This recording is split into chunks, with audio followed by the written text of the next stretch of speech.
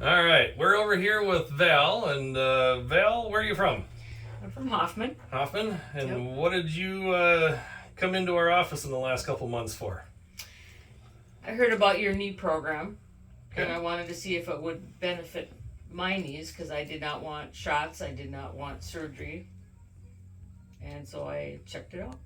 Okay. So, what was life like before the program? I had a meniscus tear, which I had repaired on my right one, and that was seeming to bother more and more. And then over the spring, my both knees have been bothering, and I couldn't figure out why because I hadn't done anything different.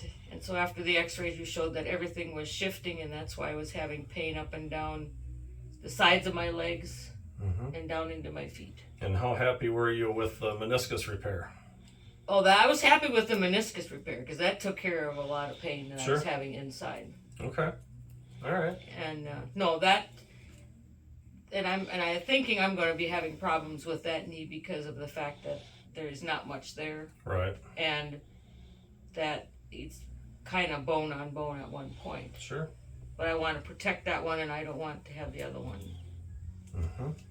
Very good plan. Yeah. So, what's life like now? We're halfway through the program.